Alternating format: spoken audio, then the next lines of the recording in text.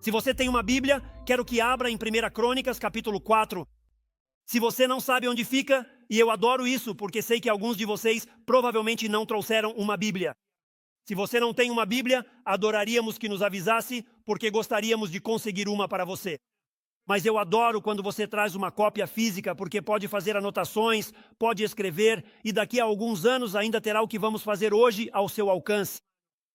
Mas 1 Crônicas, capítulo 4. Se você não sabe onde fica, comece em Gênesis. Obrigado. Ao avançar, você verá 1 e 2 Samuel, depois verá 1 e 2 Reis, e então chegará lá. 1 Crônicas, capítulo 4. E quero falar com vocês vou contar um tema que vocês vão querer lembrar. Quero falar sobre quando a dor nos ensina a orar. E cara, te digo, a maioria de nós na vida já chegou à idade em que dizemos, olha, posso me identificar com isso. Posso me identificar com o problema, a situação ou a dor que me levou a orar. Se você ainda não passou por isso, dê tempo ao tempo, porque te digo, a vida tem seu jeito de nos trazer dor, problemas e provações. Até Jesus disse que seria assim. E te digo, o melhor lugar para onde isso pode te levar é a oração. Agora estamos começando uma série. Nas próximas 5 semanas, depois de hoje, vamos falar sobre ore assim. E eu diria isso a vocês, amigos. Para levá-los a um lugar estranho nesta série, foi isso que fizemos. Alguém pensaria que ao dizer ore assim, iríamos ao Pai Nosso. Foi assim que Jesus ensinou seus discípulos a orar. Então ore assim. Mas a verdade é que quero olhar para outra oração.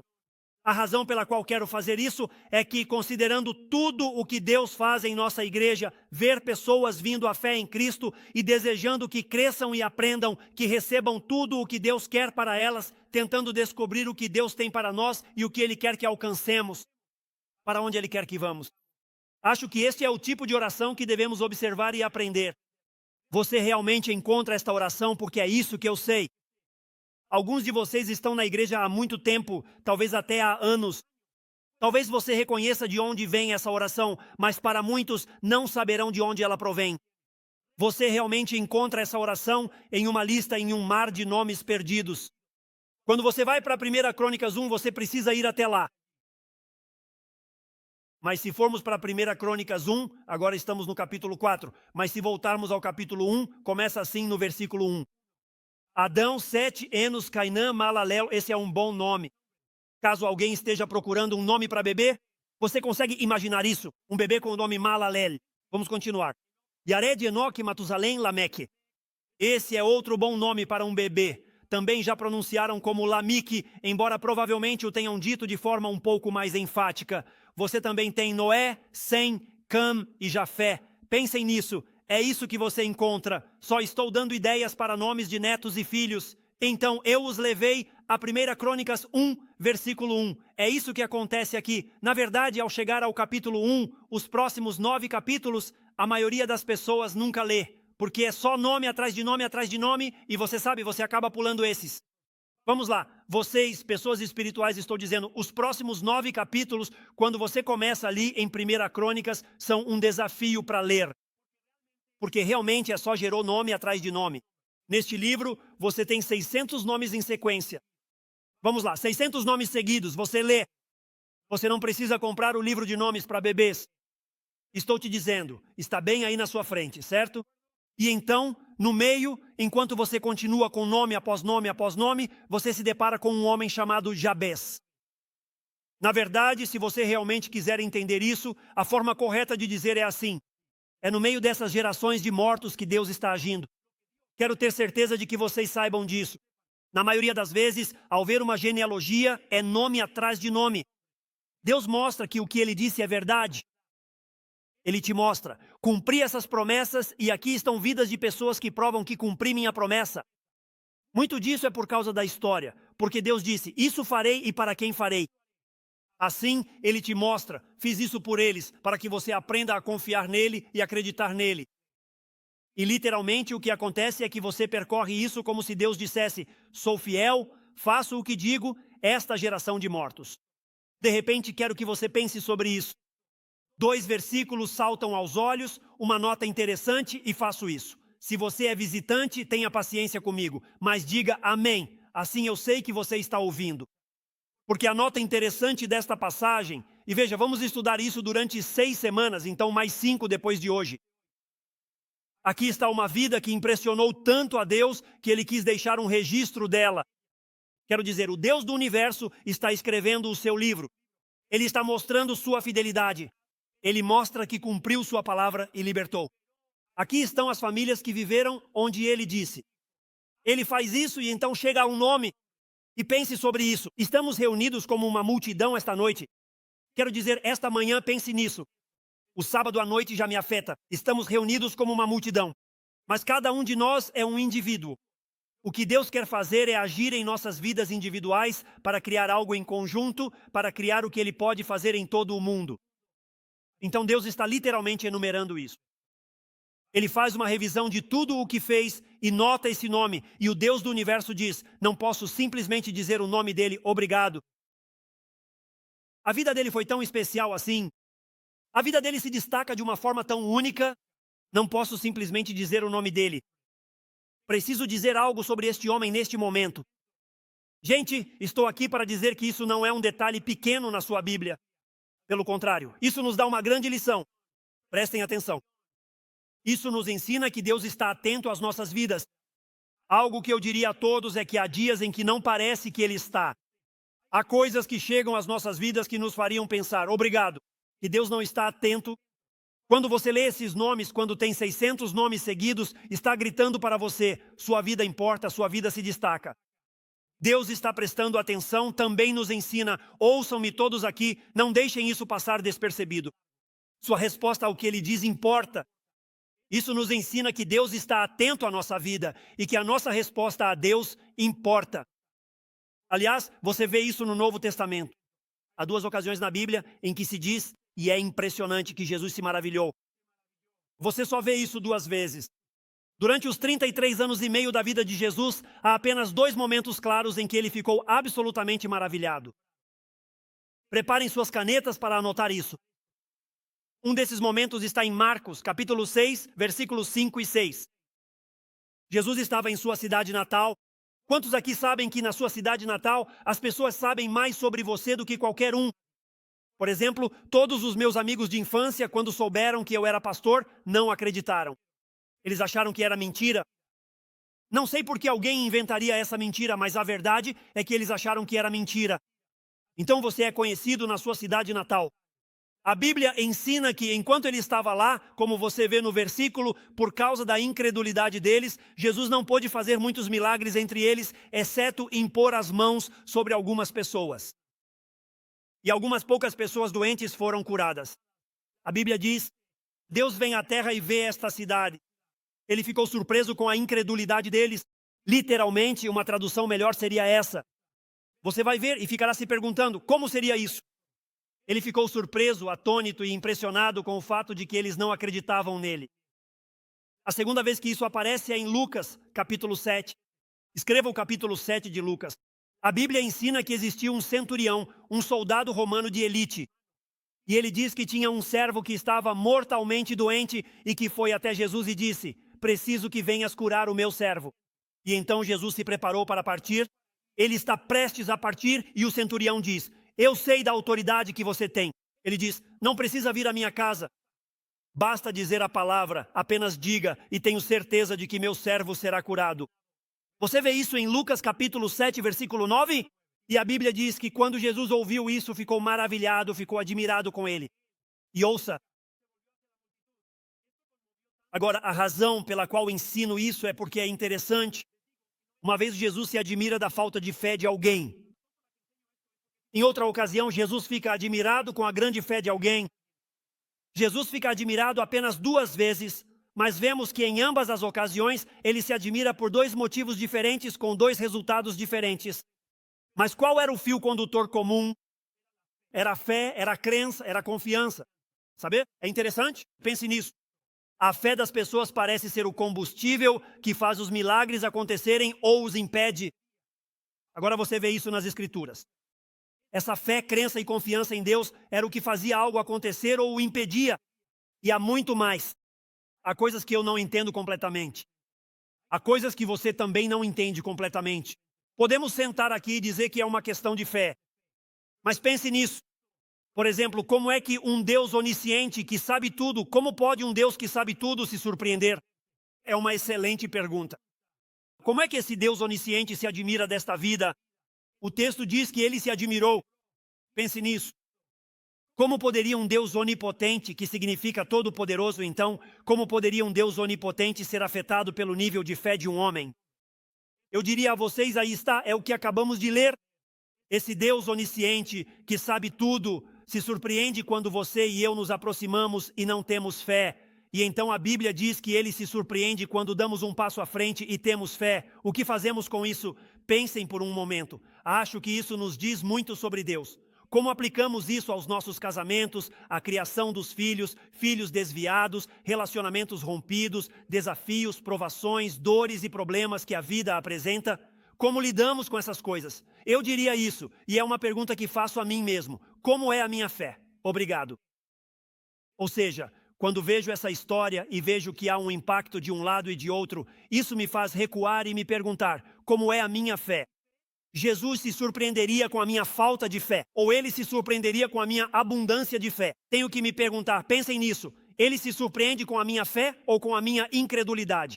Porque ele vai se surpreender com uma dessas duas coisas. E então eu lhes perguntaria, como está o seu nível de fé?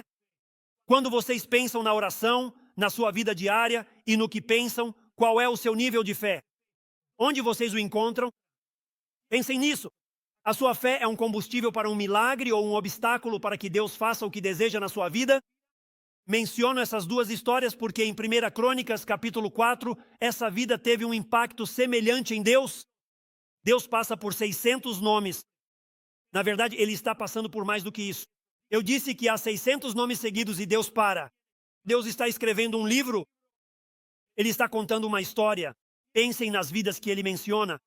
Ele menciona Abraão, menciona esses nomes incríveis da fé e simplesmente vai passando dizendo, esta pessoa, depois esta pessoa e depois esta pessoa. E finalmente Deus chega e diz, Jabés, e diz, espere um momento, eu preciso dizer algo sobre ele. Preciso que você saiba que tipo de homem ele era. Preciso que você saiba o tipo de vida que ele levou. Tanto é assim, ouça isso, tanto é assim que a Bíblia não apenas o menciona, mas destaca pontos importantes de sua vida. Veja o que diz no versículo 9. A primeira coisa que diz sobre Jabés é isto.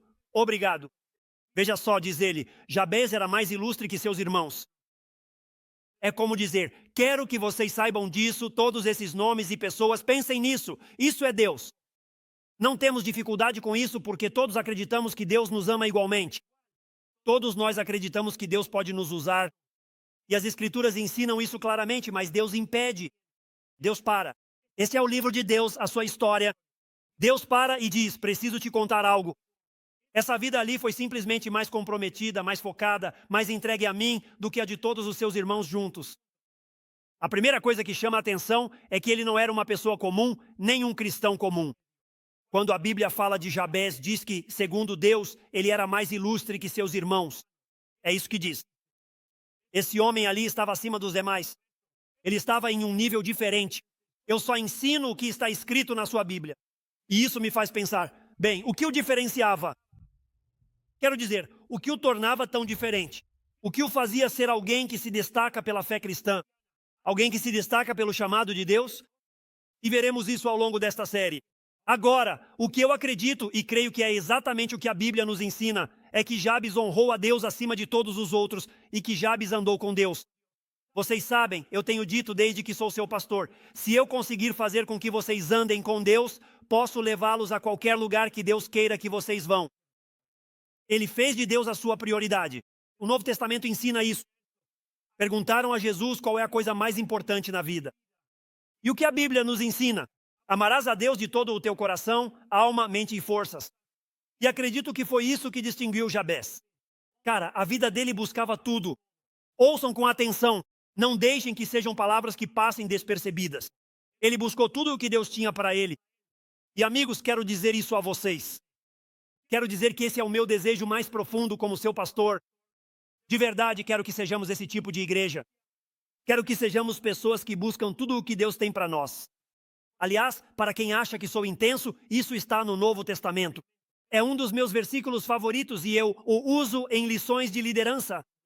Revisá-la leva um mês porque a analisamos a fundo e vamos devagar. Com a equipe eu as ensino todo mês.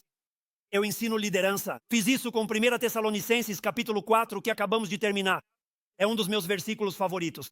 Vejam, por fim, irmãos e irmãs, a cada seguidor de Cristo aqui, a Bíblia diz isso. Pedimos e exortamos a vocês. Pense nisso. É quase como dizer, é assim que você deveria viver. E então diz o seguinte, eu lhes suplico, estou suplicando a vocês. É assim que vocês devem viver. Eu os exorto no Senhor Jesus. Em outras palavras, invoca a Deus dizendo, falo a vocês em nome de Deus. Assim como receberam instruções de nós sobre como devem caminhar. Ou seja, viver. Quando virem caminhar na Bíblia, pensem em viver. Então ele diz, é assim que vocês devem se portar e agradar a Deus. E eu adoro a compaixão dele. Vejam o que ele diz, assim como vocês realmente já fazem. Ele diz, pessoal, quero que vocês saibam disso.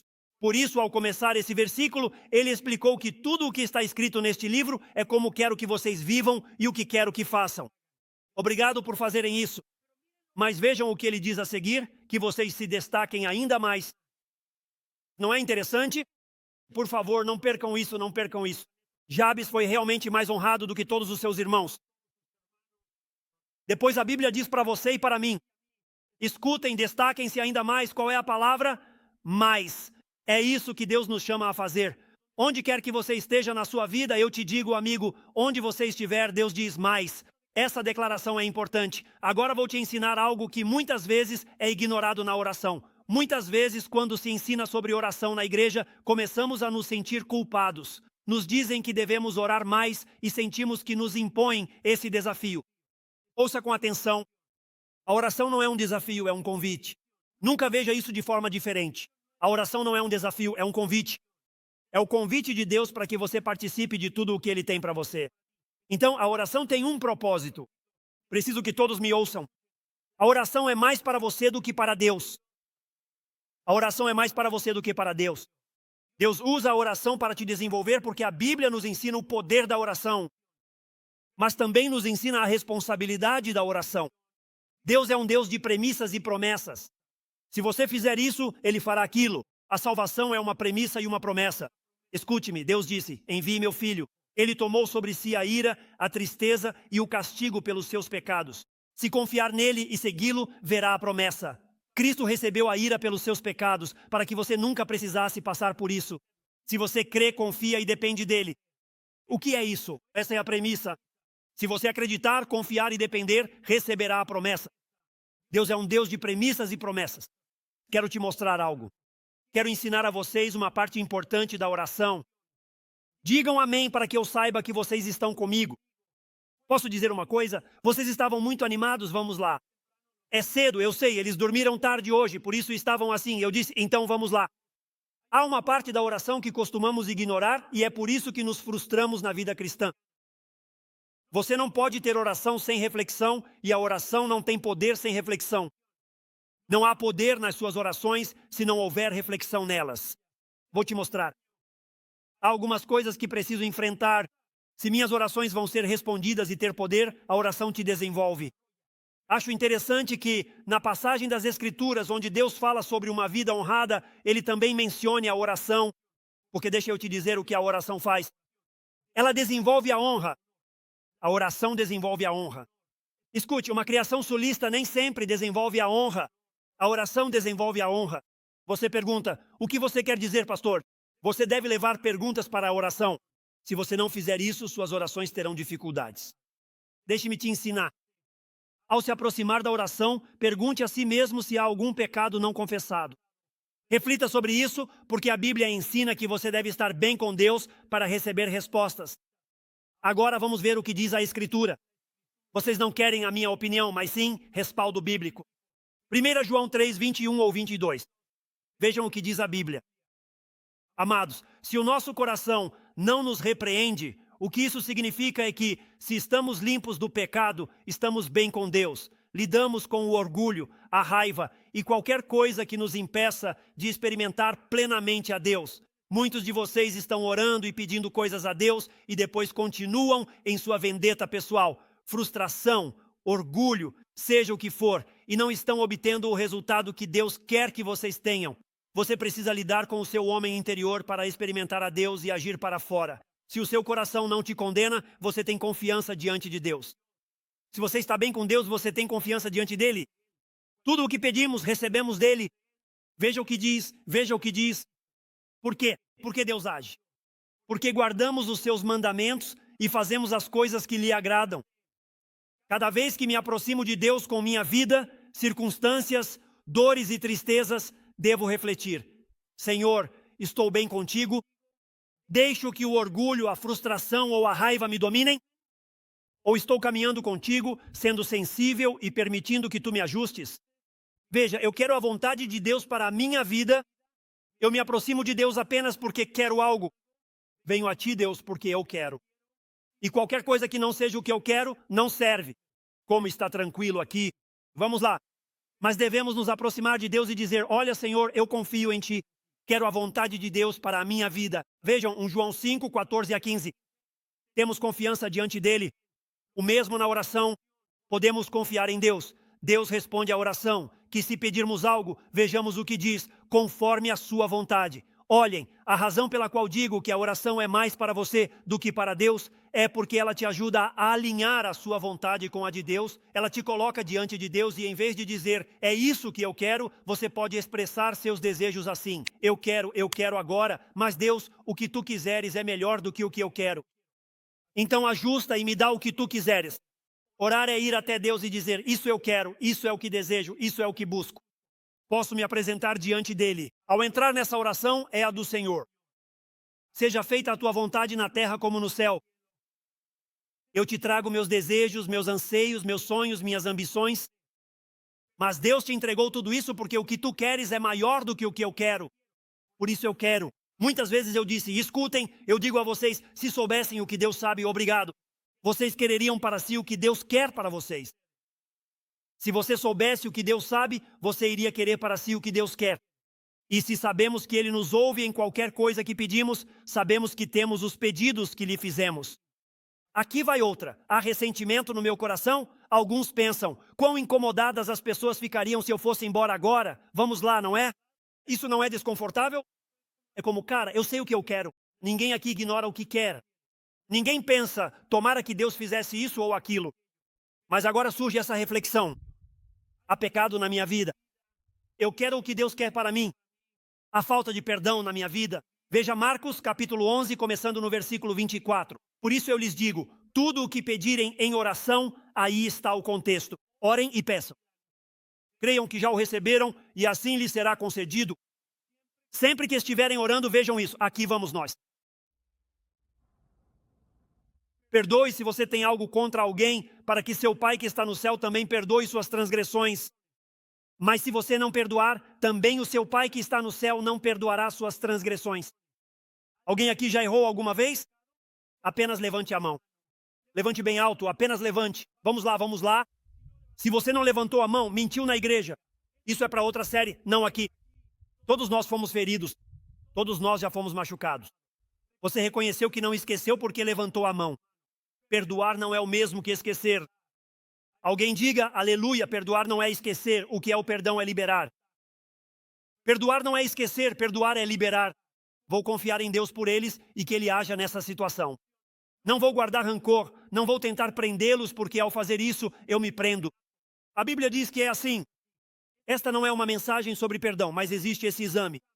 Há orgulho, há ira, há amargura, há algo em mim que me impede de ter a perspectiva que Deus quer. Próxima pergunta. Tenho fé para confiar em Deus com os resultados? Ou seja, posso dizer, tudo bem, Deus, aqui está a minha vida e o que tu fizeres é isso que eu quero?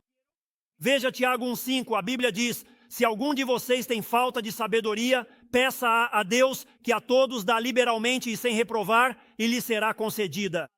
Pense nisso.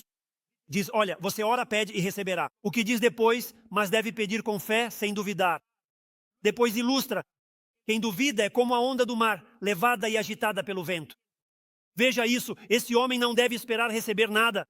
Às vezes deixamos passar esses versículos ao falar sobre a oração ao Senhor. Homem de ânimo dobre, inconstante em todos os seus caminhos. Hebreus 11:6 diz: sem fé é impossível agradar a Deus.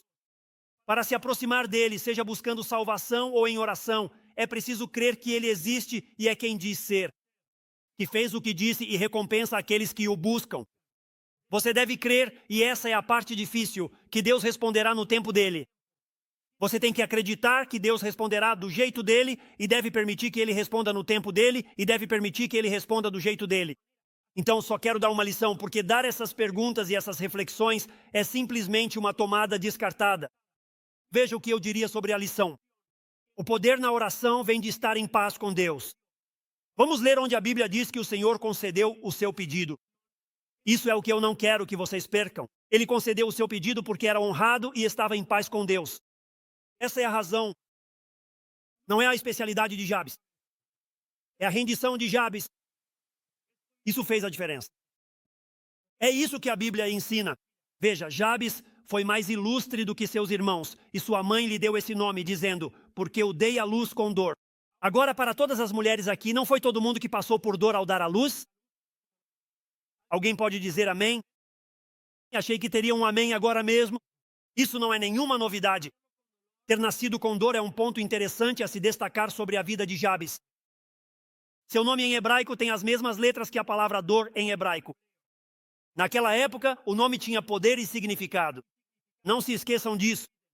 Ouça-me com atenção. Quando você dizia seu nome, isso falava sobre o seu futuro. Falava sobre quem você era e sobre quem você iria se tornar. Seria como se disséssemos: pessoal, deixem-me apresentar o senhor miséria ou o senhor dor. Vamos lá, é sério. Ou seja, é com isso que você está lidando aqui. Aqui está o senhor miséria e dor que quero apresentar. Nossa palavra, lembrem-se de onde ela vem. O hebraico e o grego, nós não temos um idioma tão completo quanto o deles. Por isso, às vezes, as palavras deles podem ter múltiplos significados.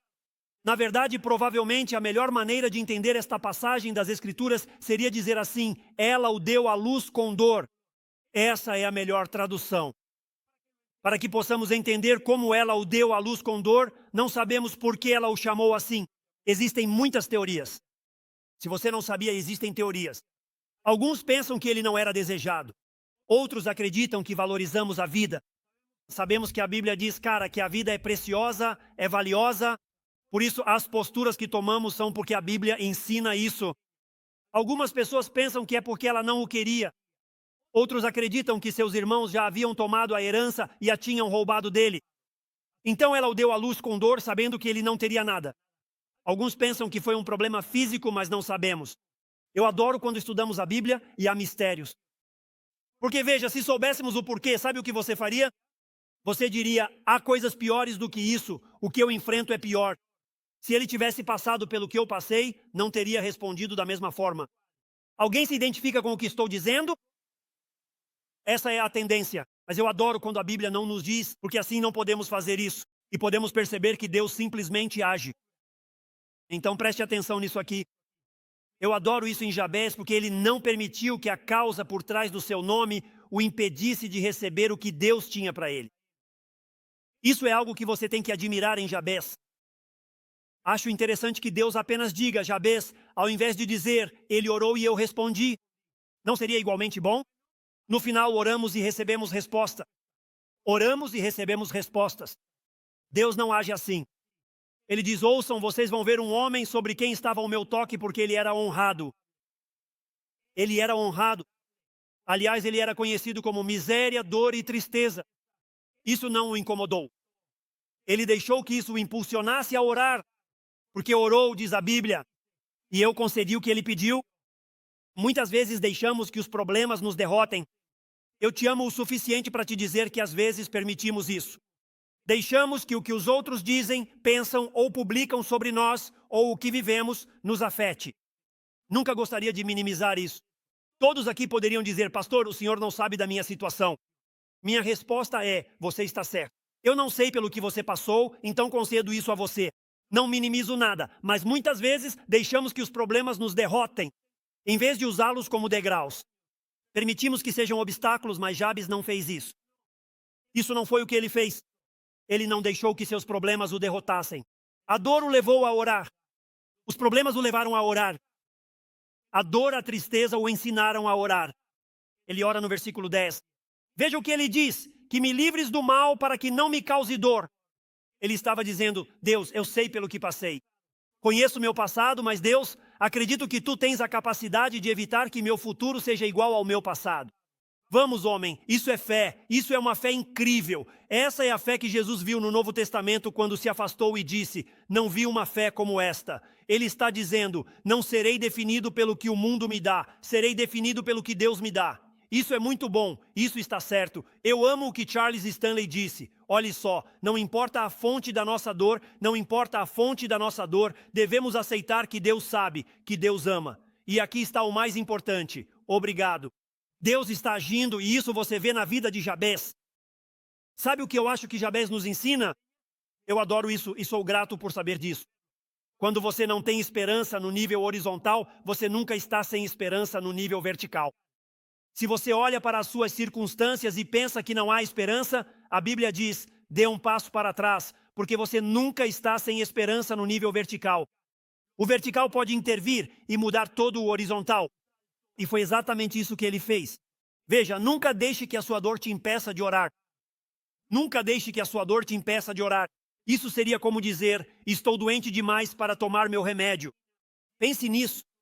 Pode trazer cura e saúde, mas estou doente demais para tomá-lo. Nunca faríamos isso. A lição é esta, não é a dor, a pressão, nem os problemas da vida. Todos sentem dor. Que alguém diga amém, isso faz com que todos se sintam normais. Todos sentem dor. Todos têm problemas. Todos passam pelos desafios da vida. Jesus disse que todos enfrentamos pressão, mas não é isso nem a dor. É a pressão. Não são os problemas que te desenvolvem ou te destroem. É a sua resposta diante deles. Não deixe que seus problemas te impeçam de experimentar Deus e receber algo especial dele. Queremos ser como Jabez. Olhe para o versículo 10. Jabez invocou o Deus de Israel e disse, se realmente me abençoares. Na próxima semana vamos falar sobre essa oração. Estou animado. Já quase terminei ela. Quase quis pregá-la ontem à noite porque estou entusiasmado para que vocês aprendam essa oração. Alguns vão pensar, hoje tem um pregador de saúde, riqueza e prosperidade. Vamos lá agora. É isso que pensamos. Muitos de vocês dizem isso sobre a oração. Ou seja, sabe, não gosto que orem por mim, isso é piedoso, isso é religioso, isso é, eu nunca faria isso. Mas a Bíblia diz para você orar por si mesmo, ela diz isso. Então, para mim, não gosto de orar por mim, gosto de orar pelos outros, mas dizer isso é ir contra a autoridade e a sabedoria de Deus, porque Deus diz que eu devo orar, Jesus nos ensinou, ore pelo seu pão de cada dia, eu preciso dele hoje. Preciso de tudo o que necessito hoje e não vou conseguir isso de mim mesmo, mas de ti. Vamos aprender o que é bênção. Senhor, sei que posso falhar, então te peço o extra porque tu tens muito mais. Está tudo bem. É isso que ele está nos ensinando ali. Alguns de vocês se emocionaram, eu agradeço por isso. É óbvio que ao ver a oração de Jabez, ele queria grandes coisas de Deus. Era isso que todos queriam.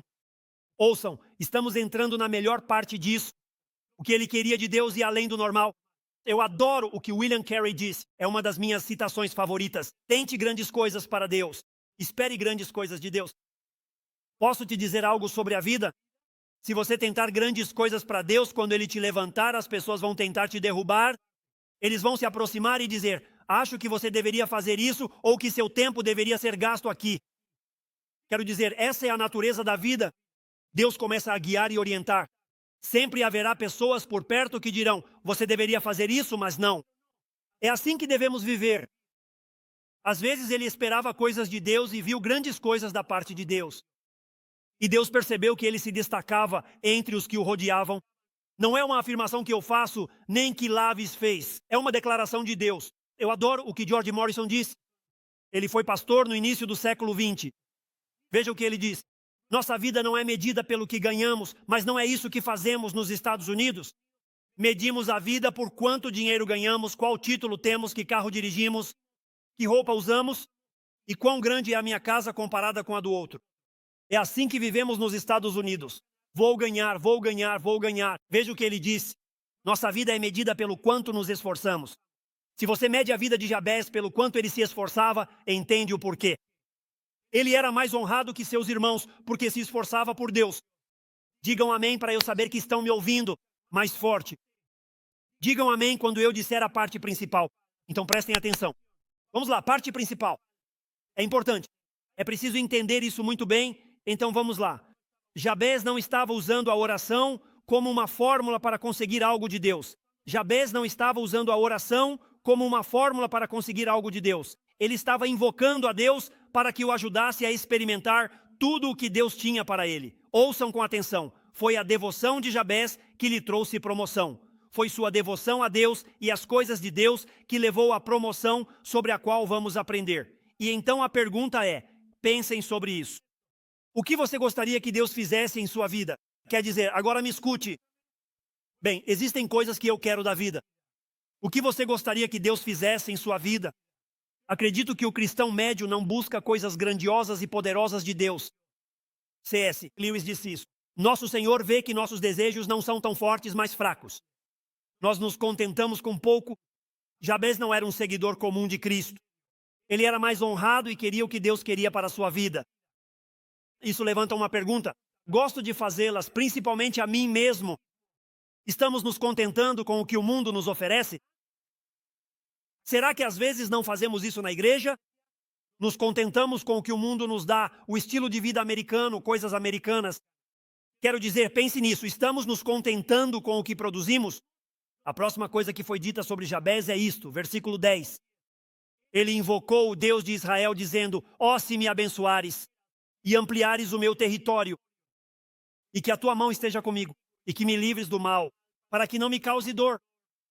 E veja isso, Deus concedeu-lhe o que pediu. A oração de Jabez, não sei vocês, mas essa é uma oração que toca meu coração. Posso dizer isso a vocês? Leio isso e penso, é isso que eu quero. Quero ser abençoado por Deus. Quero o que Deus cria, o que Deus pode fazer. Quero experimentar isso. Quero que Deus me ajude, ter mais influência para o seu reino, impactar mais pessoas que estão longe dele. Essa é uma grande oração poderosa. É uma daquelas coisas que, para mim, deveria saltar da página para qualquer seguidor de Cristo e dizer, ore isso, ore isso. E é isso que veremos nas próximas semanas. Vou apenas apresentar a oração, mas nas próximas semanas iremos linha por linha. Não importa tanto como ele orou, embora às vezes pensemos nisso. O importante é porque ele orou, e é nisso que nos concentramos. Ele orou por 4 coisas. Ouça isso. Ele disse, Deus, eu oro para que realmente me abençoes. Aqui está a questão, eu quero o teu plano. Senhor, não luto pelo que eu possa conquistar, nem para que as pessoas me elogiem, nem para que digam que Cristo é um grande líder. Veja, é um grande líder, olha o que fizeram. Não, Senhor, quero algo maior do que isso. Quero que a minha bênção seja tão grande que as pessoas tenham que notar. Isso teve que vir do Deus Todo-Poderoso. Quero o teu plano. Ele orou para que Deus ampliasse suas fronteiras. Leva-me para onde quiseres, Senhor. Não deixes que eu me consuma na minha pequena vida e nos meus próprios desejos. Deus, leva-me além das minhas fronteiras, a tudo o que tens para mim. Ele orou para que a mão de Deus estivesse com ele. Deus dirige o meu caminho, permite-me sentir que me guias, me diriges e me proteges do mal. Sabe o que eu adoro em Chaves? Ele não era tímido ao pedir, aproximava-se de Deus com valentia. Em nossa vida, se não tomarmos cuidado, esse tipo de oração pode nos deixar desconfortáveis. Quero me conectar com vocês, olhem para mim, me ajudem, vamos lá. Pensem nisso, às vezes isso nos deixa desconfortáveis. É como dizer, ó Senhor, me abençoa de verdade. Olha, eu te aposto dinheiro. Essa não é uma oração que você tenha ouvido do púlpito. A menos que estivessem citando as Escrituras, certo?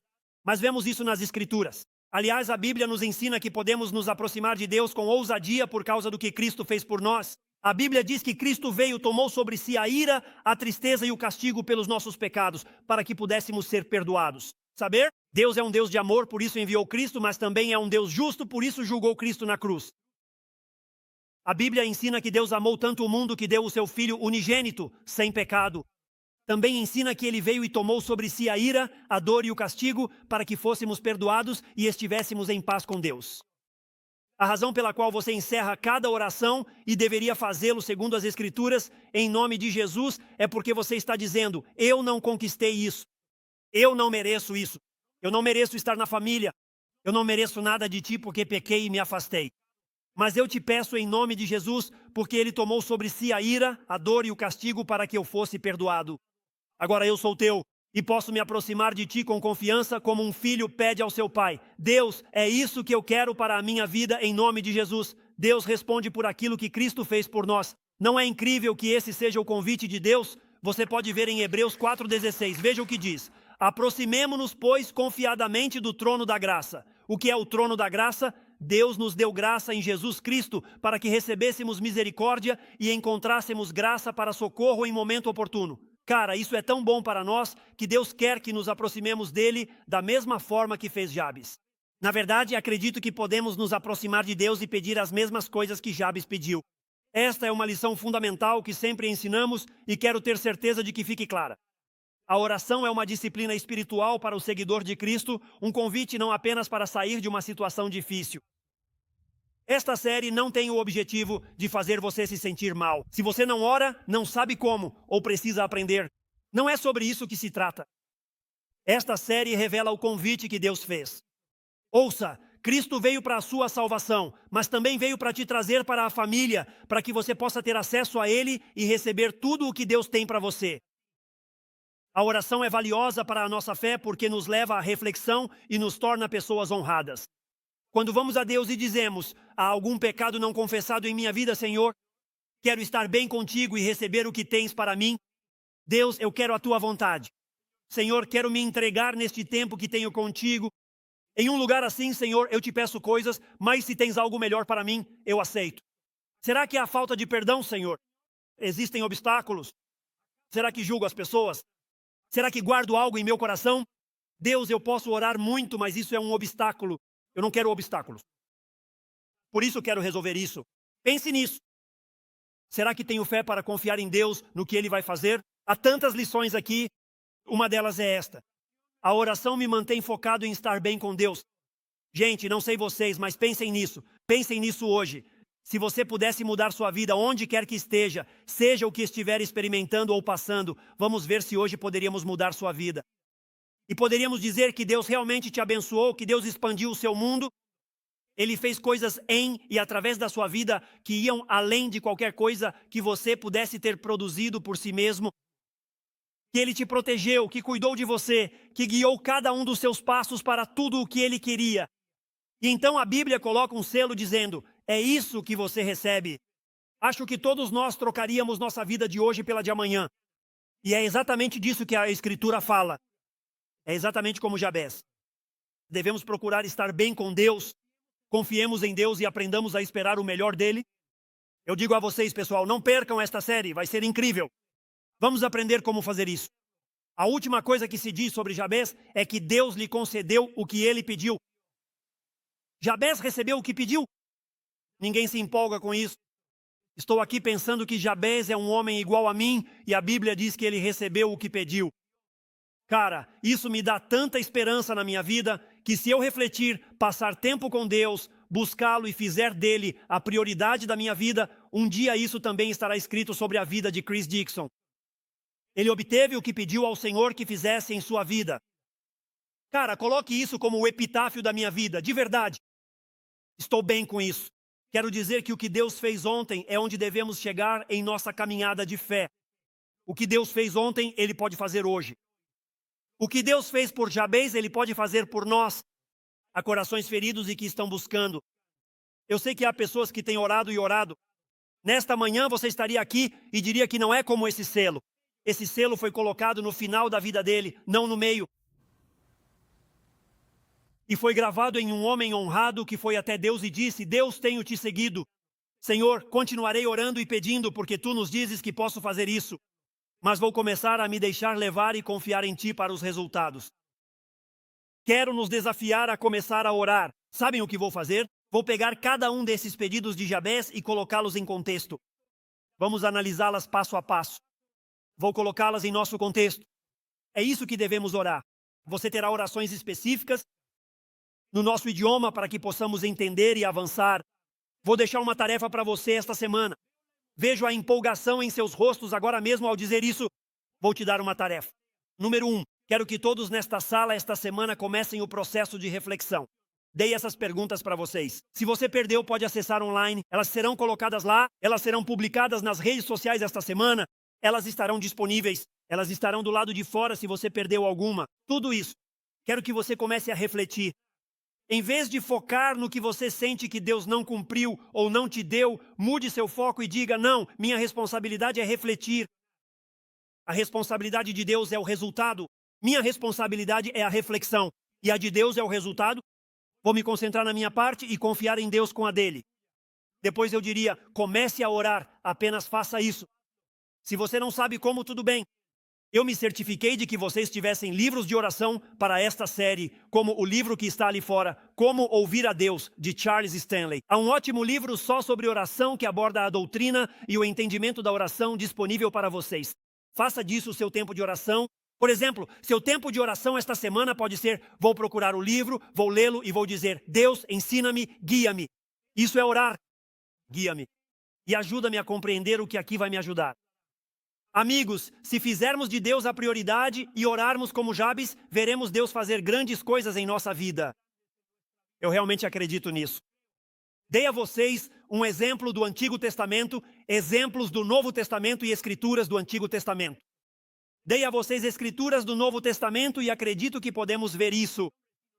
E, gente, se nós, como igreja, somos gratos pelo que Deus fez, mas se nós, como igreja, começarmos a orar como Jabes, acredito que ficaríamos surpresos com o que Deus poderia fazer, não só aqui em Bentonville, mas no noroeste do Arkansas e realmente em todo o mundo, através de nossas vidas, no tempo que Ele nos deu. Então, espero que vocês estejam prontos para o desafio. Espero que vocês estejam prontos para chegar ao ponto em que, no meio de um mar de nomes, como quando Deus vem à nossa igreja, no mar de nomes de pessoas que ouçam: este era o povo de Deus. Este era o povo de Deus sobre o qual vocês estão lendo em 1 Crônicas capítulo 4. Este é o povo de Deus. Mas no meio de tudo isso, enquanto acontece, vamos lá, acorde e entenda. Ou seja, Deus está dizendo como se ali estivesse o João, ali estivesse a Celi, sem querer ofender nem o João nem a Celi. Vou inventando nomes enquanto falo. Quer dizer, tem fulano, tem fulano. E de repente ele diz: mas espere um minuto, ali está o Chris. Deixe-me falar sobre o Chris. Ele se destacou acima de todos na fé. Destacou-se acima de todos na busca. Destacou-se acima de todos no compromisso com a minha causa. E quero te dizer uma coisa, ele fazia orações como esta. Ele orava assim porque eu creio que o céu dará, eu creio nisso. O céu será uma celebração.